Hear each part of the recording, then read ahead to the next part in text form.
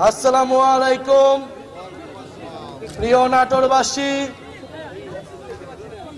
আজকে এই ভর দুপুরে জাতীয় নাগরিক পার্টির উদ্যোগে দেশ গড়তে জুলাই পদযাত্রায় আমরা এসেছি নাটোরে।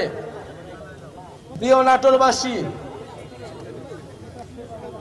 আপনারা জানেন এই নাটোরে জুলাই গণ অভ্যুত্থানের ৮ জন শহীদ রয়েছেন। তাদের মধ্যে ৫ জন শহীদকে এই নাটোরেই মৃত্যুবরণ করতে হয়েছিল। ফ্যাসিস্ট স্বৈরাচারী শেখ হাসিনার সরকার আমার ভাইদেরকে, বোনদেরকে হত্যা করেছিল। নাটোরের মানুষ গণ অভ্যুত্থানে যেভাবে লড়াই করেছিল বুক চিতিয়ে, নাটোরের ছাত্ররা, নাটোরের জনতা, নাটোরের শিক্ষক সমাজ সবাই রাজপথে নেমেছিল। সকলের ঐক্যবদ্ধ প্রচেষ্টার মাধ্যমে আমরা ফ্যাসিবাদকে হটাতে সক্ষম হয়েছিলাম।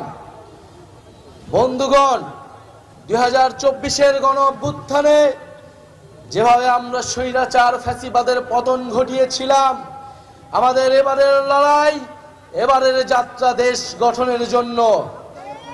কারণ আমরা স্পষ্টভাবেই বলেছি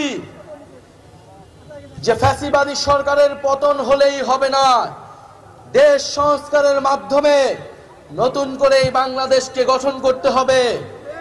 এমন একটি বাংলাদেশ গঠন করতে হবে যেখানে গণতন্ত্র থাকবে, যেখানে সমতা থাকবে, যেখানে ইনসাফ থাকবে।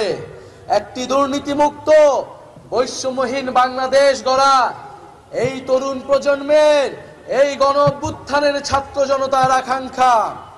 কিন্তু ৫ই আগস্টের পর থেকে সেই আকাঙ্ক্ষা থেকে নানা পক্ষ সরে গিয়েছে। আমরা আজকেও শুনতে পেয়েছি আমাদের নাটোরের এই কর্মসূচিতে ন্যাক্কারজনকভাবে বাধা দেওয়ার চেষ্টা করা হয়েছে, আমাদের ব্যানার ছিঁড়ে ফেলা হয়েছে। হুঁশিয়ারি দিতে চাই, মাত্র ১ বছর আগের ঘটনা। এই ব্যানার ছিঁড়ে কর্মসূচিতে বাধা দিয়ে যারা ক্ষমতায় দীর্ঘায়িত হতে চেয়েছিল, তারা আজকে বাংলাদেশে তাদের ঠাঁই হয় না।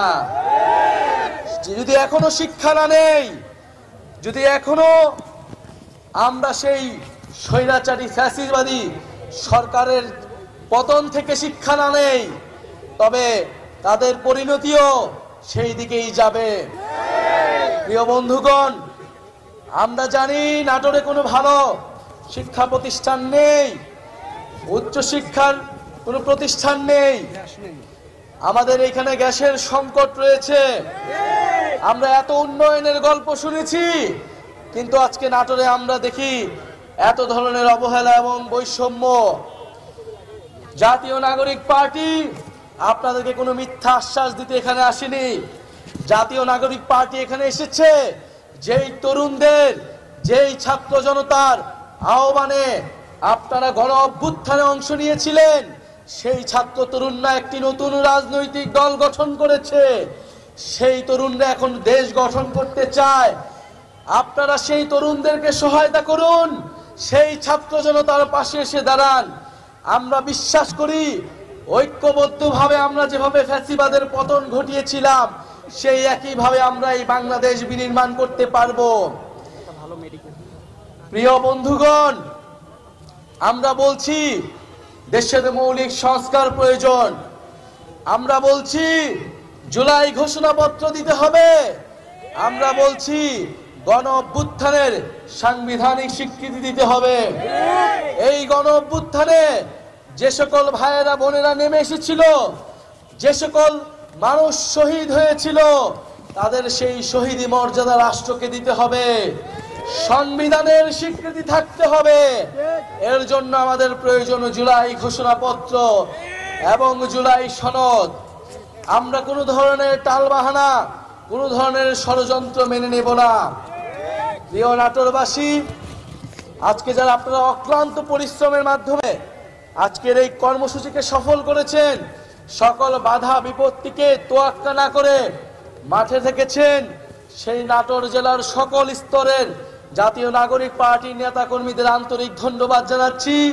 জাতীয় যুব শক্তি, শ্রমিক কুইন এবং নাটোরের যারা ছাত্র সমাজ এসেছেন তাদেরকে জাতীয় নাগরিক পার্টির পক্ষ থেকে ধন্যবাদ এবং কৃতজ্ঞতা জানাচ্ছি। আরো ধন্যবাদ জানাচ্ছি আপনারা যারা এখানে আমাদের শুনছেন, সাধারণ মানুষ যারা আমাদের এই অংশগ্রহণ করেছেন তাদেরকেও বলছি আপনারা আস্থা রাখুন। যেভাবে গণ অভ্যুত্থানে আমরা আপনাদের প্রতি কমিটেড ছিলাম, আমরা আপোষ করি নাই, ইনশাল্লাহ দেশ গঠনের এই যাত্রাতেও আমরা আপোষ করব না। আপনাদের অধিকারের জন্য আমরা সব সময় রাজপথে থাকব।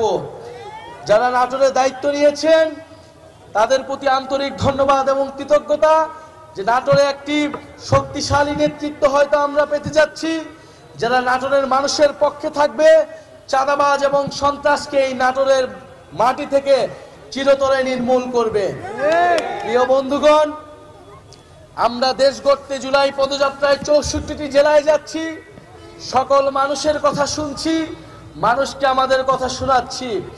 আমরা হয়তো আজকে খুব অল্প সময়ের জন্য আপনাদের কাছে এসেছিলাম, তাই আপনাদের কথা হয়তো আমরা সম্পূর্ণভাবে শুনতে পারিনি। যারা নাটোরের দায়িত্ব রয়েছেন তারা আপনাদের কথা শুনবেন এবং ইনশাল্লাহ আমরা ৩রা আগস্ট শহীদ মিনারে যে ইশতেহার ঘোষণা করব, সেখানে আপনার আমার সকলের অর্থনৈতিক, সামাজিক, সাংস্কৃতিক মুক্তির কথা থাকবে, নতুন বাংলাদেশ পুনর্গঠনের রূপরেখা থাকবে। আপনাদের সাথে দেখা হবে ৩রা আগস্ট শহীদ মিনারে। আসসালামু আলাইকুম।